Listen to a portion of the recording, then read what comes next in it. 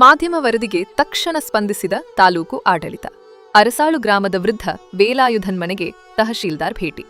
ರಿಪ್ಪನ್ಪೇಟೆಯ ಅರಸಾಳು ಗ್ರಾಮ ಪಂಚಾಯಿತಿ ವ್ಯಾಪ್ತಿಯಲ್ಲಿ ಕಳೆದ ಹಲವು ವರ್ಷಗಳಿಂದ ಯಾವುದೇ ಮೂಲಭೂತ ಸೌಕರ್ಯವಿಲ್ಲದೆ ಕತ್ತಲಲ್ಲೇ ಬದುಕು ಸಾಗಿಸುತ್ತಿದ್ದ ವೃದ್ಧ ವೇಲಾಯುಧನ್ ಅವರ ಜೀವನ ಮಾಧ್ಯಮ ವರದಿಯ ಮೂಲಕ ಹೊರಬಿದ್ದಿದೆ.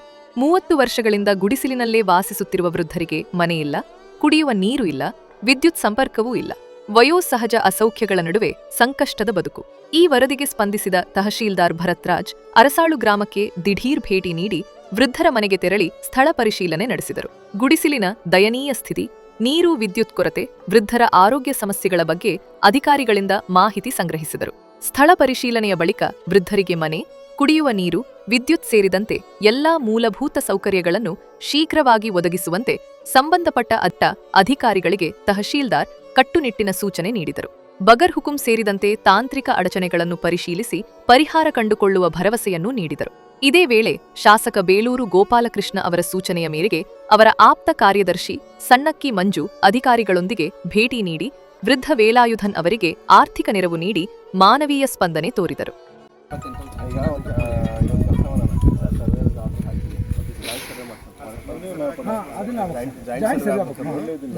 ಸರ್ವೇರ್ ಇರ್ತಾರೆ, ನಮ್ಮರು ಇರ್ತಾರೆ, ಸ್ಟಾಫ್ ಮತ್ತು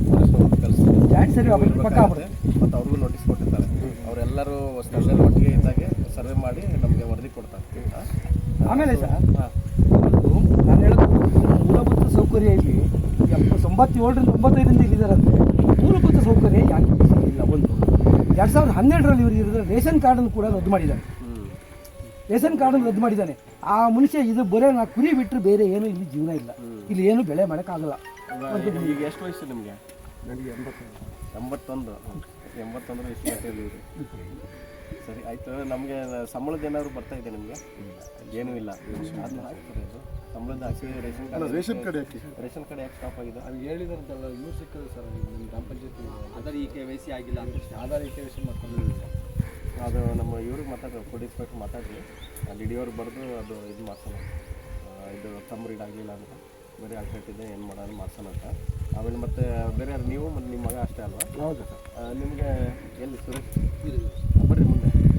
ನಿಮಗೆ ಹೆಂಗೆ ಕೆಲಸಕ್ಕೆ ಕೊಟ್ಟಿದ್ದಾರ PDಯವರು? ನರೇಗಾದಲ್ಲಿ ಏನಾದ್ರು ಇಲ್ಲ?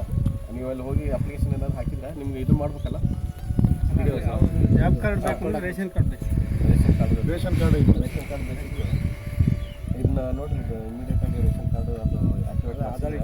ಆಧಾರ್ ಕಾರ್ಡ್ ಫಸ್ಟ್ ಹೇಳ್ತೀನಿ. ಆಧಾರ್ ಕಾರ್ಡ್ ಇಲ್ಲಿದೆ ಇದೆಲ್ಲ ಇಲ್ಲಿದೆ. ಇವ್ರ ಹತ್ರ ಇರೋದು ಆಧಾರ್ ಕಾರ್ಡ್ ಒಂದು, ವೋಟಿಂಗ್ ಕಾರ್ಡು, ಎಲೆಕ್ಷನ್ ಕಾರ್ಡ್ ಒಂದಿದೆ. ಪಾಪ ಎಲೆಕ್ಷನ್ನಾಗ ಒಂದು ವೋಟ್ ಹಾಕಿ ಬರ್ತಾರೆ, ಅದಕ್ಕೊಂದು ಕರ್ಕೊಂಡು ಹೋಗ್ತಾರೆ ಬಂದಿಲ್ಲಿ.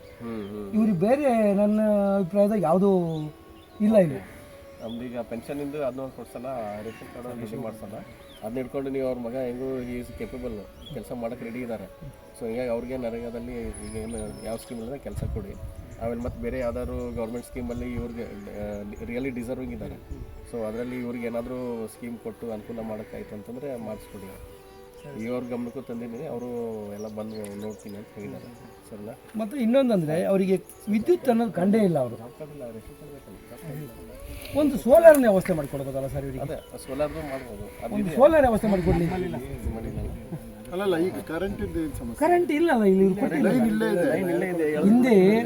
ಹಿಂದೆ ಏನು ಬಂದಿತ್ತು ಎಲ್ಲ ಸ್ಕೀಮ್ಗಳು ಬಂದು ಹೋಗಿದೆ. ಒಂದು ನಿಮಿಷ, ನನಗೀಗ ಮೆಂಬರು ಮತ್ತು ಸ್ಟಾಫ್ ಹಿಂದೆ ಇದು ಒಂದು ಬೆಳಕು ಯೋಜನೆಯಲ್ಲಿ ಇವರಿಗೆ ನಾವು ಲಿಸ್ಟ್ ಮಾಡಿ ಮೆಸ್ಕಾಮ್ ಕೊಟ್ಟಿದ್ದೀವಿ, ಇನ್ಕ್ಲೂಡ್ ಮಾಡಿಕೊಟ್ಟಿದ್ದೀವಿ. ಓಕೆ. ಆಮೇಲೆ ಲೈನ್ ಮ್ಯಾನನ್ನು ಕಾಂಟ್ಯಾಕ್ಟ್ ಮಾಡಿದ್ರು ನಮ್ಮ ಮೆಂಬರ್ ಮಲ್ಲಣ್ಣ ಅಂತಿದ್ರು ಲೈನ್ ಮ್ಯಾನ್. ಅವ್ರೇನಂದ್ರೆ ಅಲ್ಲಿಂದ ಬರೋದಕ್ಕೂ ತುಂಬ ದೂರ ಆಗುತ್ತೆ, ಇಲ್ಲಿಂದ ಬರೋಕ್ಕೂ ದೂರ ಆಗುತ್ತೆ. ನಮಗೆ ಕಂಬ ಹಾಕೋದಾಗಲಿ ಲೈನ್ ಹೇಳೋದಕ್ಕೆ ಪ್ರಾವಿಷನ್ ಇಲ್ಲ ಅಂತ ಹೇಳಿ ಅವ್ರಿಗೂ ಓಕೆ. ಹಿಂದ ಹೇಳೋ ಪದ ಇದೆಲ್ಲ ಆಗಲಿಲ್ಲ.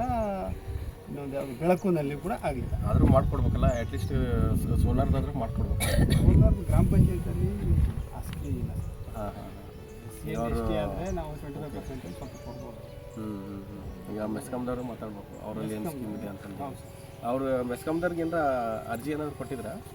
ಏನಾದ್ರು ಸೋಲಾರ್ ಲೈಟಿಂದ ಏನಾದರೂ ಬೇಕಂತ? ಇದು ಅರ್ಜಿ ಏನು ಕೊಟ್ಟಿಲ್ಲ ಸರ್. ಇವರು ಯಾವುದೇ ಅರ್ಜಿ ಕೂಡ ಹೋಗಿಲ್ಲ. ಇವರು ಹಾಸ್ಕೊಡ್ಬೇಕೈತಲ್ಲ. ಮೊನ್ನೆ ಒಂದ್ಸಲ 2016-17 ಮನೆ ಮಂಜೂರಾಗಿತ್ತು. ಮತ್ತೆ ಯಾಕೆ ಕಟ್ಟಿಲ್ಲ? ನೀವು ಯಾಕೆ ಕಟ್ಕೊಳ್ಳಿಲ್ಲ ಮನೇನ?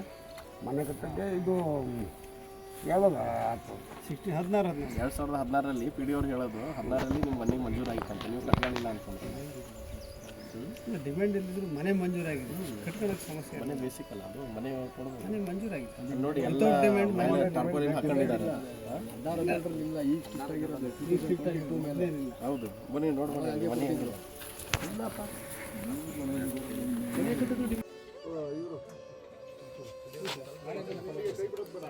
ನಾಳೆ ಬೆಳಿಗ್ಗೆ ಫಾಲೋ ಮಾಡಿ ಬೆಳಗ್ಗೆ ನಂಬರ್ ತಾಳಿ ವ್ಯವಸ್ಥೆ ಮಾಡ್ತೀನಿ. ಎಮ್ ಎಲ್ ಎ ಸಾಹೇಬ್ ಬರ್ತಾರೆ, 2-3 ಕಾರ್ಯಕ್ರಮ ಹಂಗೆ